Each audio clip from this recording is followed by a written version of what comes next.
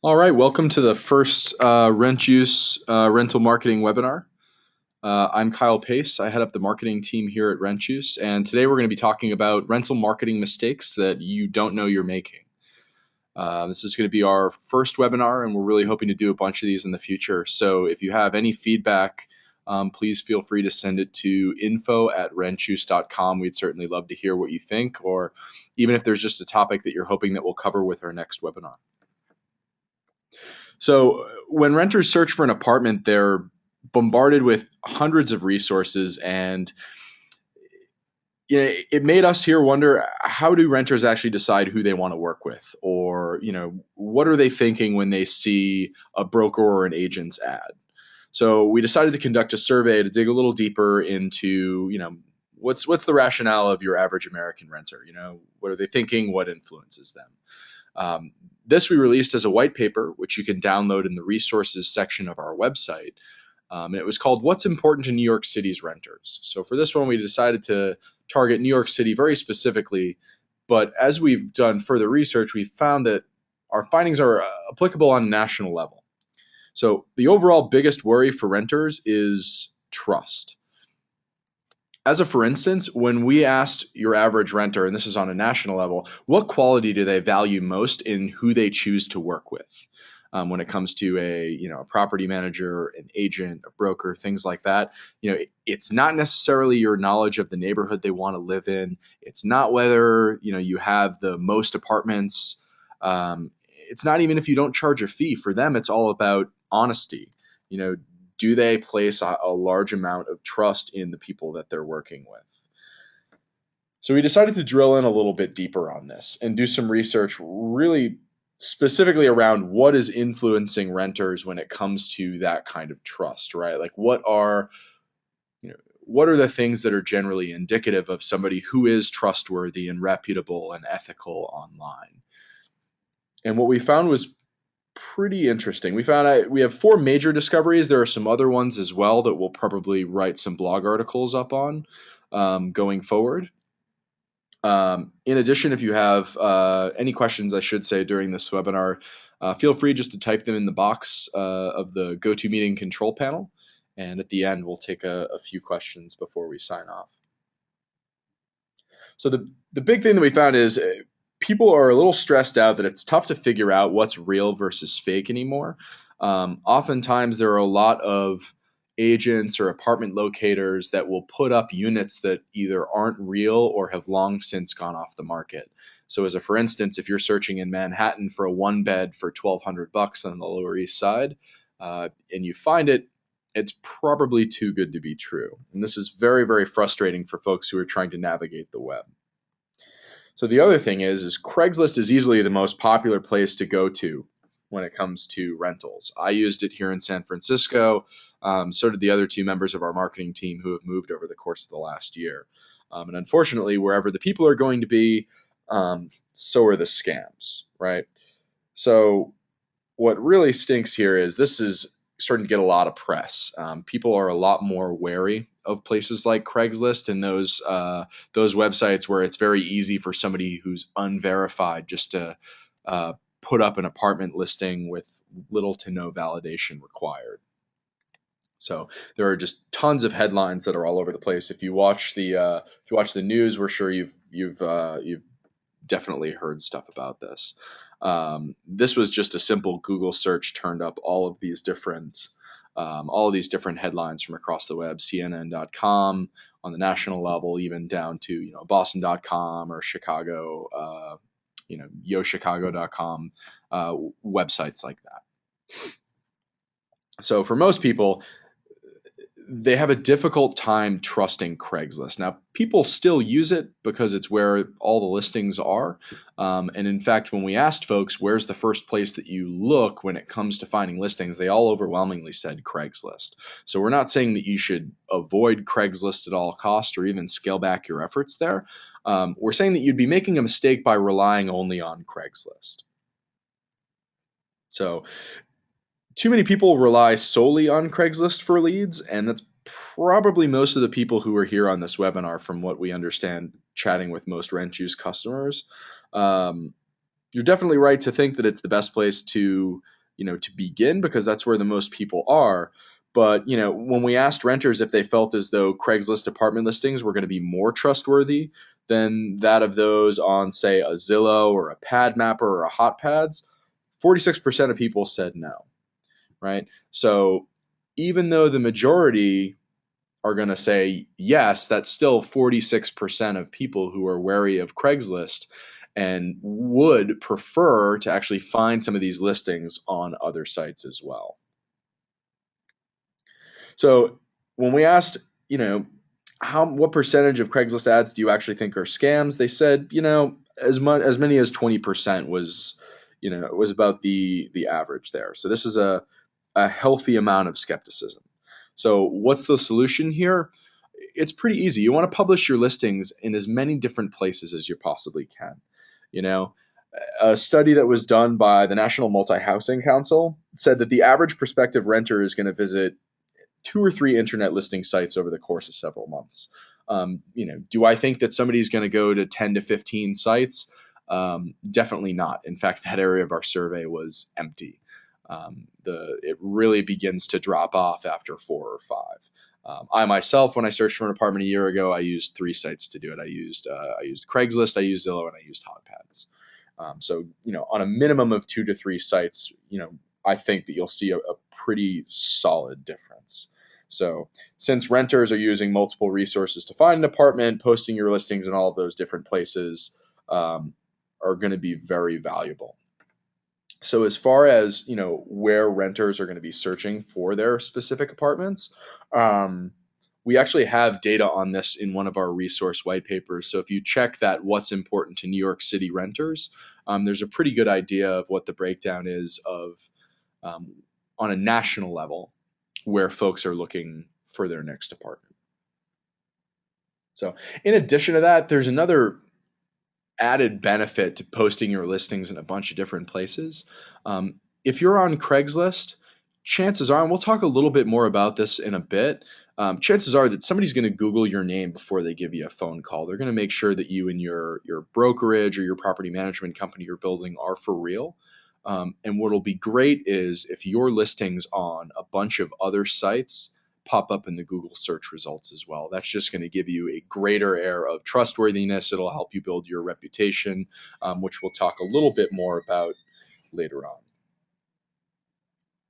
So the best tool here is, and we certainly don't want to turn this into an ad for Rent Juice, but there are many tools out there that allow you to syndicate your individual listing to a bunch of different services.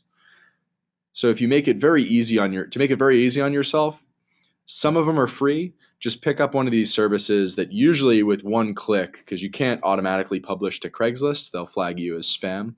But with one click, you can push your individual listing to all these different sites, which will really help give you, that level of trustworthiness. So the second mistake that we're going to talk about here is a lot of people either don't have a website or the one that they have isn't very good. And for most people, this is okay. You think people aren't going to come to your website necessarily. They might not find it. They're probably fine just hanging out on Craigslist. As we'll see in a second, this isn't the case. So not just in real estate, but overall, half of all small businesses don't even have a website to begin with. This is pretty crazy considering that as soon as most folks hear about a business, the first thing they do is to Google them.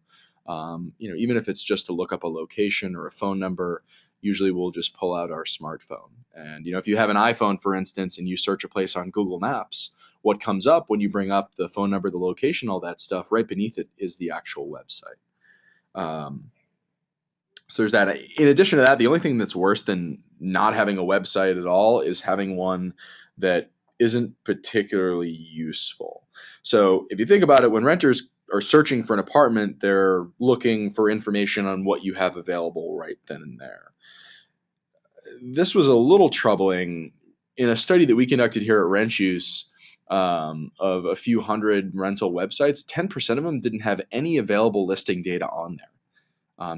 They just said, here most of these ones would say, here are the neighborhoods that we specialize in. Give us a call if you have a chance. Most of the time when people come to your website, they want to see what you have available, and that's going to be the best way to turn them into a lead. So if you're going to have a website, you need to have your listing data on there as well.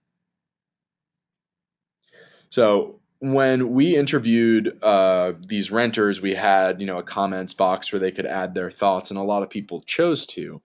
On the website section of it, one person said, if one of these businesses is truly professional, they're going to need to have a website to back it up. And they just reiterated again that it's the first impression that you're going to get from a business in the year 2012 is somebody's going to immediately Google you and your business just to get a good feel for you and how you do business. So, renters are using websites to validate you. It shows that you're a real business, a real professional, you have real listings, and it makes you less questionable. And, while you'd like to think that this isn't something that you should have to do given the profession, unfortunately, there are some bad apples out there that have made your average renter very skittish when it comes to, who they decide to submit their information to kick off, that kind of rental relationship. So when we asked the renters that we surveyed if apartment listings on a business website are going to be more credible than those that were found on Craigslist, 62% of them agreed with us. So if you don't have a website where you have your apartment listings on there, you really want to reconsider. There are a lot of tools out there that have widgets attached to them that allow you to, keep your listing database in real time on your website. So as stuff comes on and off the market, your website will automatically update. Even if you're working with a relatively small amount of units, it's still a good idea to just take some time at the end of the day to quickly update your inventory on your website. Websites are really simple to set up these days. You've got Tumblr, WordPress. You can have something really solid up and running in a half an hour at the absolute most. And something is definitely better than nothing. So 63% of our renters that we surveyed would rather work with somebody who has a website than somebody who doesn't. But you can't just build a website just to have one, right? It's not something that you can throw together just for it to exist on the internet. Yes, something's better than nothing. But if it's too slipshod or quickly thrown together, that almost looks worse than having nothing at all sometimes. The overall sentiment here again is on professionalism and legitimacy, and a well put together website can really help with that.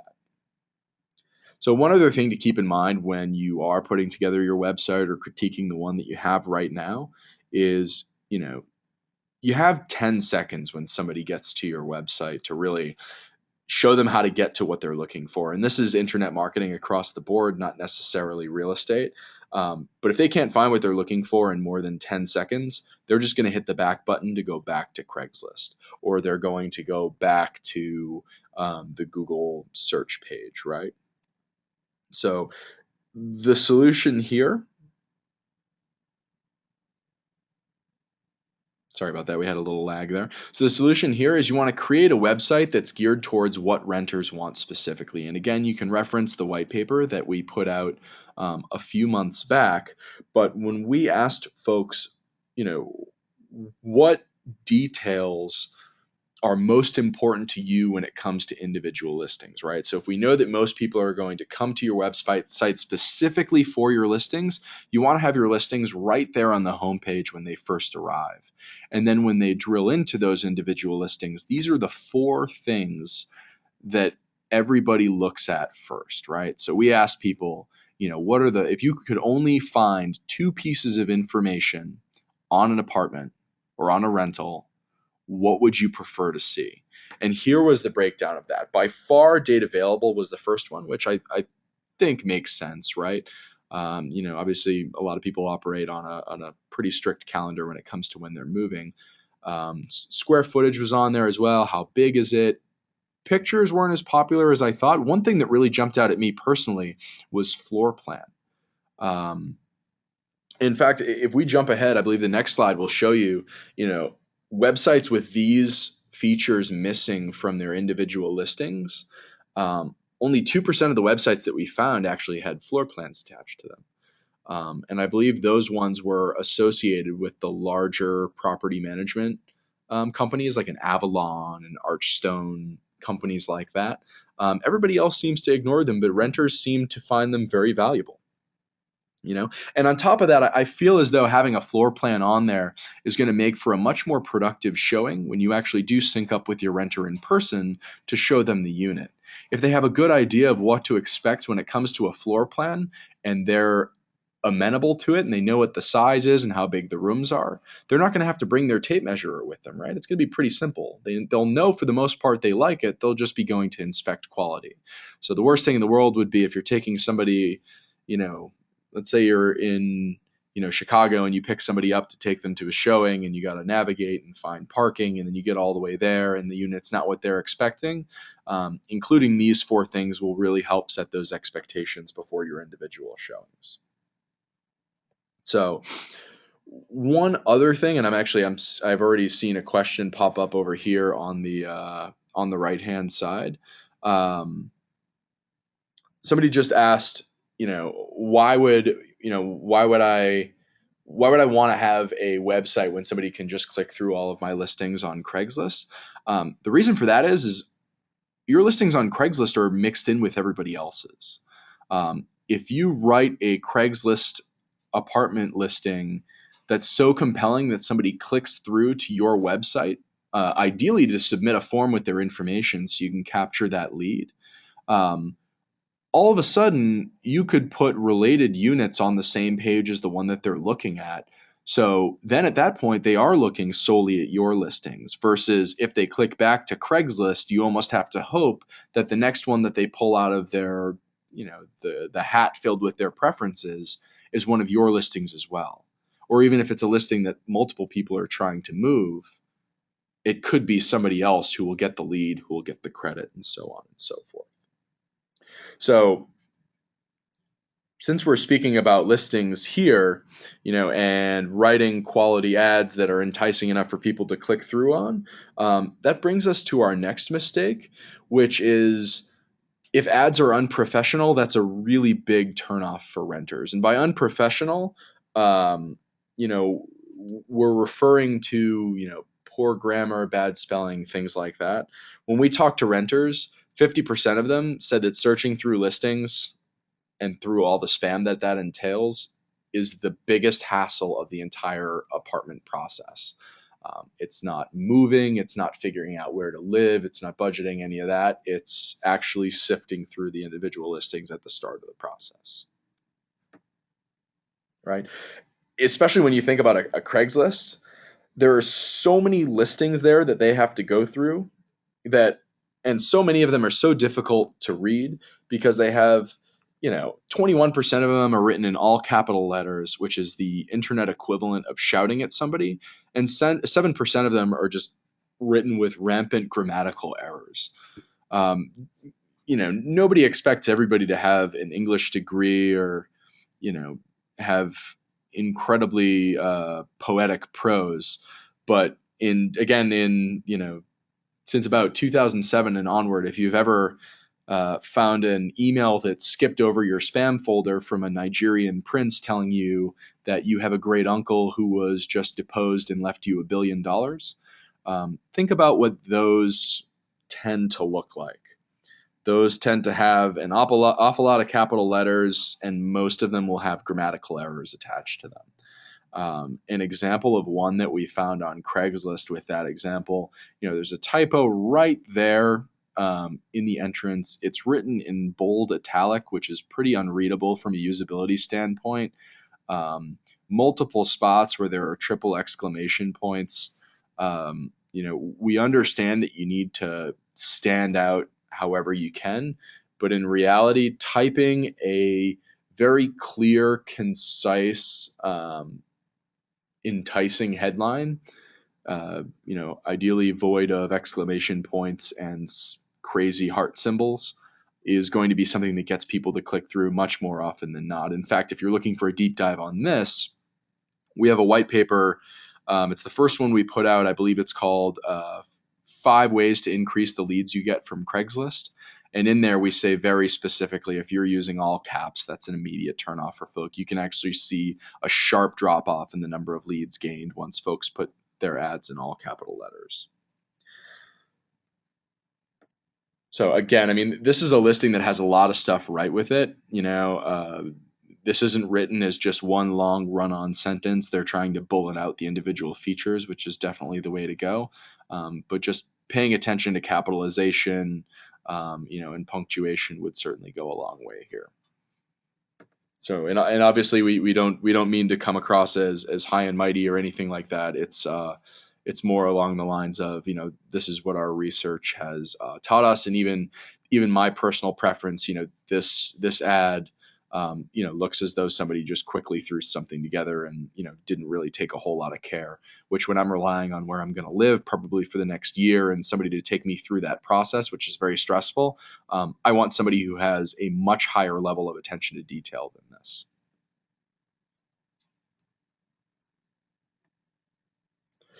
So when we talk to renters, we said, what do renters think of this? Many agents overlook these small details because they think they're not going to notice, was one response that we got. One of the comments said, they probably think I just want an apartment and I don't care who gives it to me.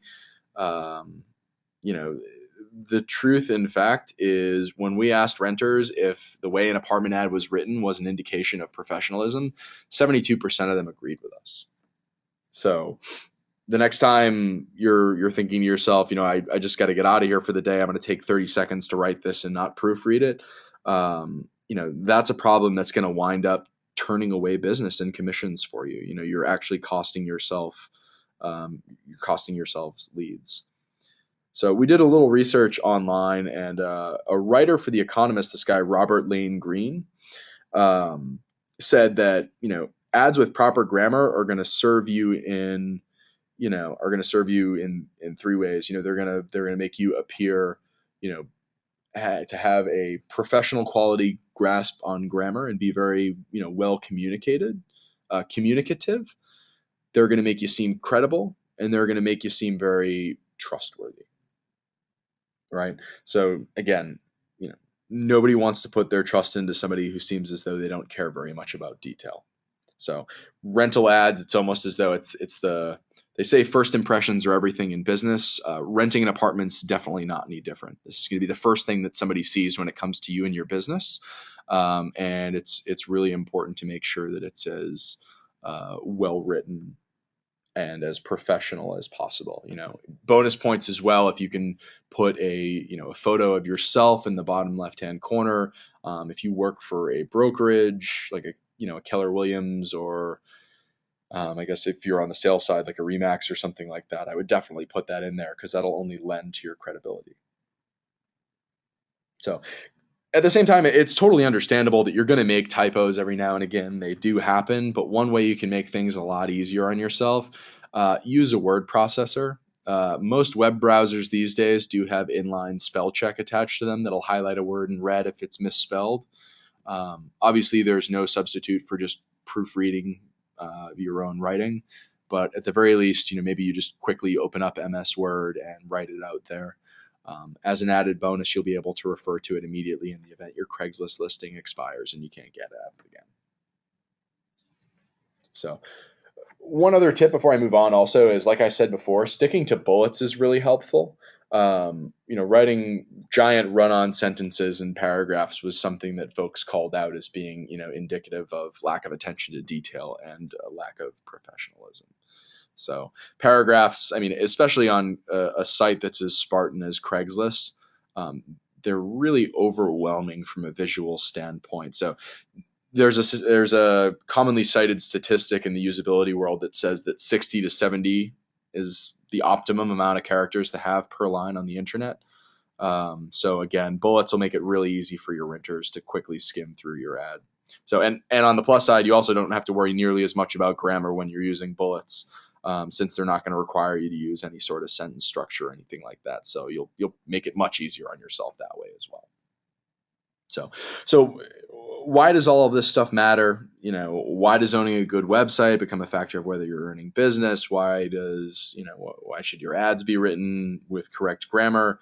You know, ultimately, people are trying to get a quick snapshot of what your reputation is before they, send you an inquiry.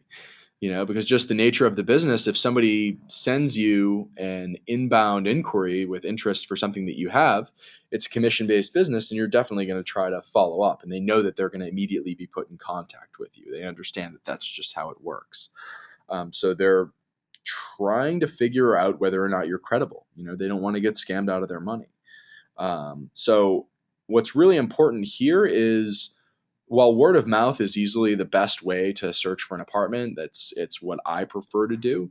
Unfortunately, I didn't luck out enough to know enough folks in San Francisco when I moved out here to get that personal reference for a broker or property manager to work with right out of the gate.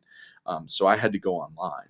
So what's interesting here is we found a study by the Pew Research Center that said just 12% of employed adults, and this is overall, thought that they actually had to market themselves online as part of their job.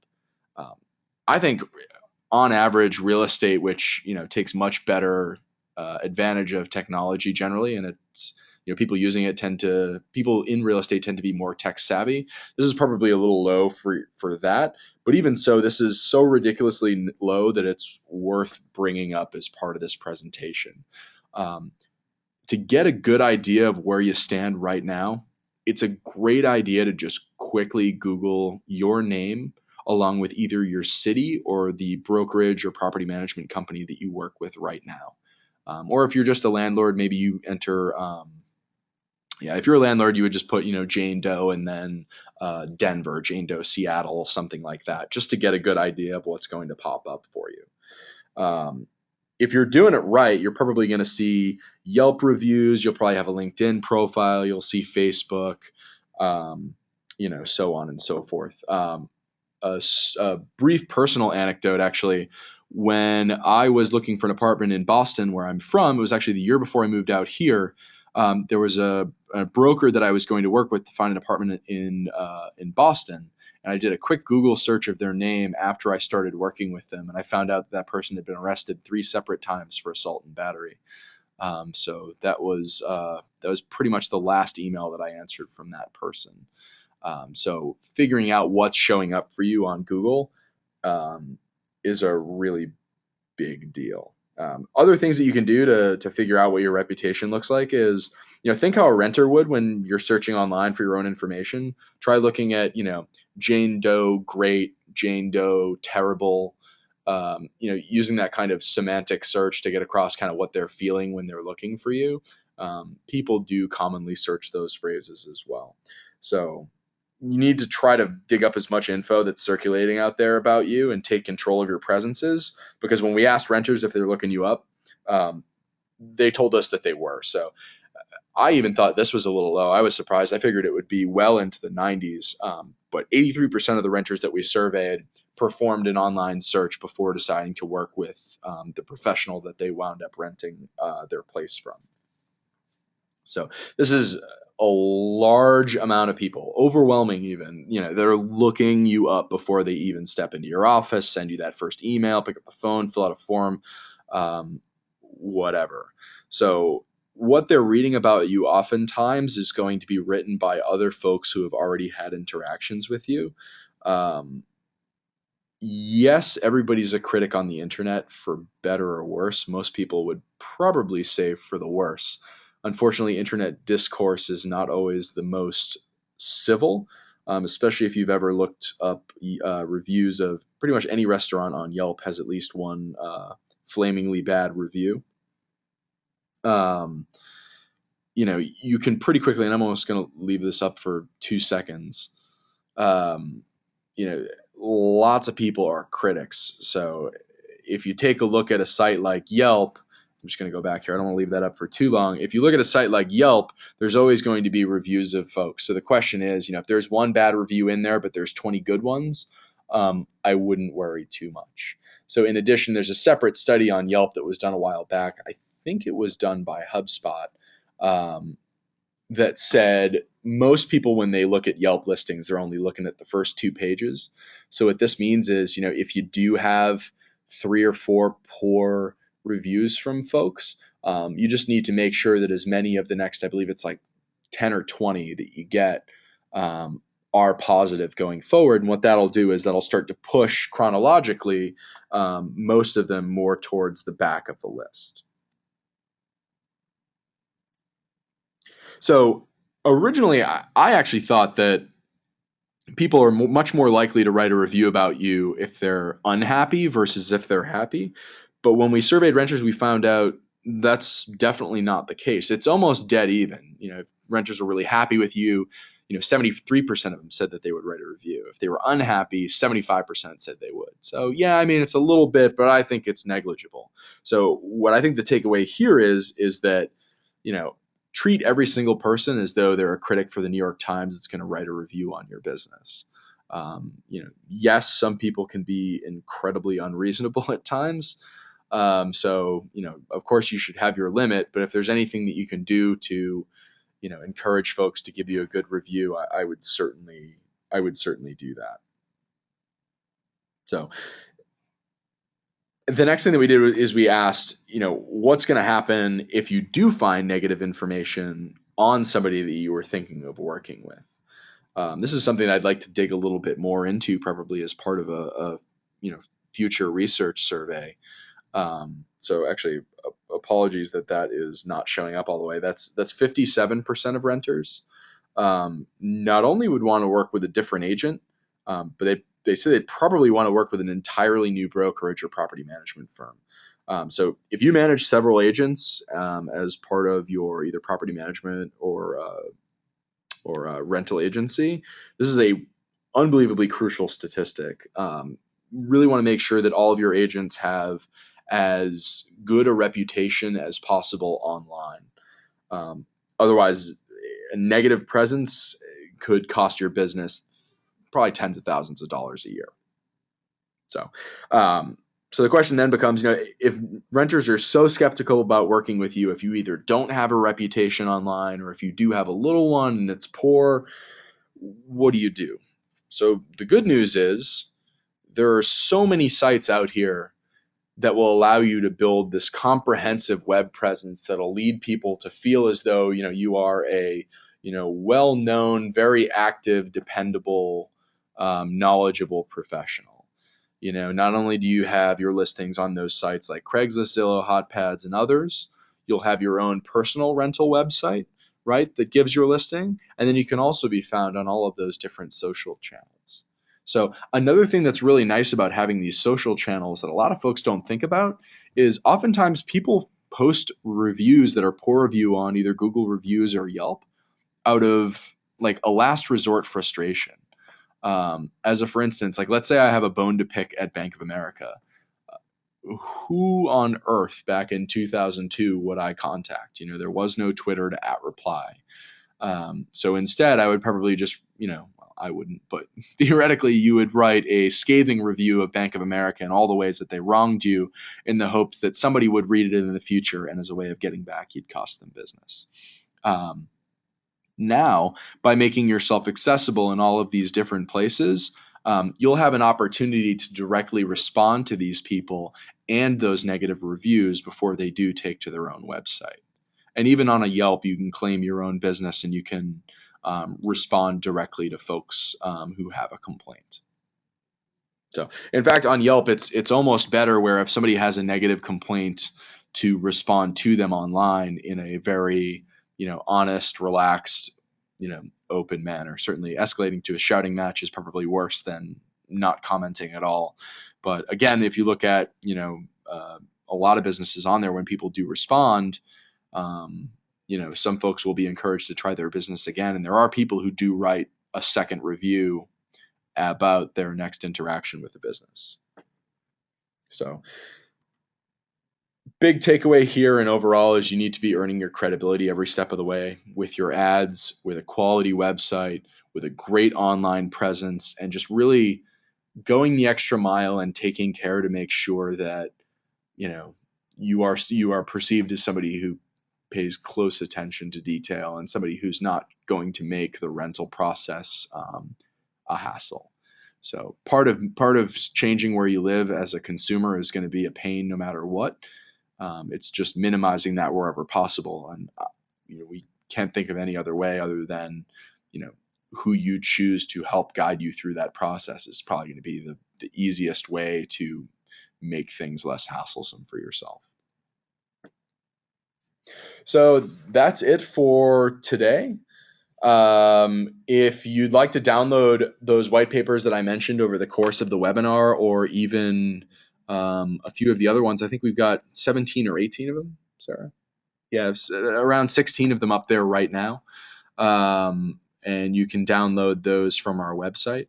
You can also subscribe to the Rent Juice blog at blog.rentjuice.com, where we put up tips and tricks that we've come across as a result of our survey. We also have folks from the industry who guest blog on there as well. If you have any feedback, please send it along to info@rentjuice.com. We'd certainly love to hear it, especially if you have ways we can improve on existing webinars or future topics. We want to make these as valuable as possible to the overall community. So also you can follow us at RentJuice on Twitter and on Facebook as well. So let's take a look to see if we have any questions here.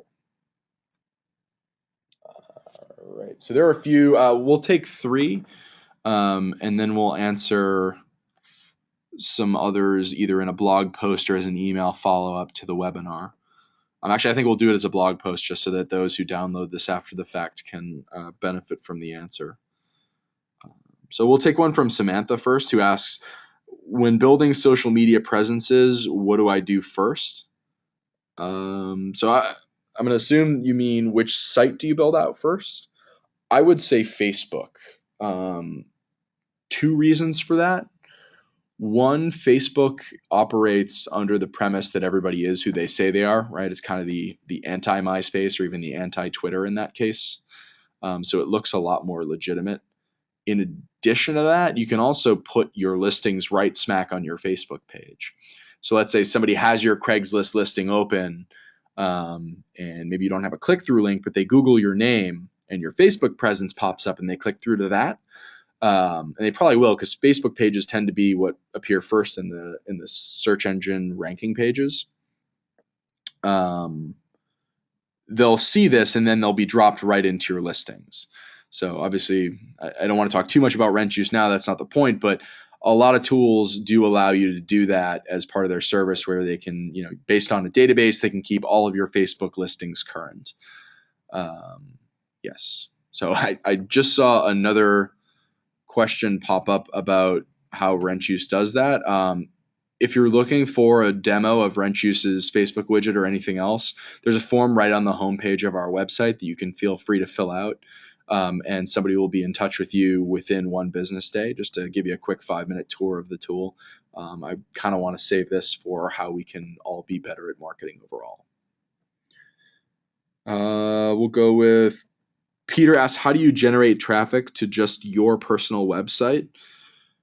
I think that's a matter of establishing as many channels into it as possible. So you saw that graph that we had before that shows, put your listings on all these different websites, set up all these social media profiles for yourself, so on and so forth. If you're using those to all link to your website, those will go a really long way. A lot of people would tell you to optimize whatever you can for search. That's kind of tough in real estate. It's a real bloody set of terms that you have to optimize for. There are a lot of big heavy hitters in there like rent.com, apartments.com, zillow.com that rank really, really well for those keywords, and it'll be tough for you to steal from them.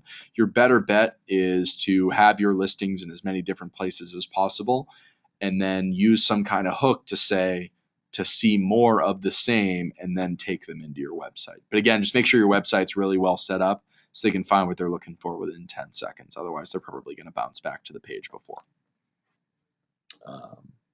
Let's see. So we'll do one more. We'll go with this one. Steve asks, what do you do if you find negative reviews of you online already? So, two things I think you can do. The first one is you can respond directly to the person. In fact, I think this one's preferable. If I see a negative review of a business or especially of a rental professional online and that person has responded in a really thoughtful way, especially if they admit to fault when they were at fault, um, or just if the renter was at fault, just very calmly explaining the process to them and why they arrived at that conclusion, that almost negates a bad review to me because it positions the person again as very thoughtful, attention to detail. They're not scattered, they're very deliberate with the things that they do. So for me, that's a really big deal. The other thing that you can do is you can put so much uh, positive sentiment out about you on the web as possible that it'll push down the older content. Google is getting to a point where they're naturally prioritizing more recent content. In the day and age of Twitter and the 24-hour news cycle and what have you. So if you start to get a lot of positive reviews right out of the gate, well, I should say from here on out, those are going to start to push down those negative reviews there. So I would consider maybe kicking off a blog about you and your business, apartments in your neighborhood, anything, so that when somebody Googles your name, there's something else that pops up other than that negative reputation. So, and also from here on out, figuring out if there's anything that you could have done better to avoid that negative ding, even if it's figuring out what type of renters not to work with in the future, that'll be beneficial too. So, all right. Well, I guess that's it. Again, if there's any feedback, we'd certainly love to hear it. And we will be submitting this recording out probably within the next 24 hours. So, thanks for joining, everybody.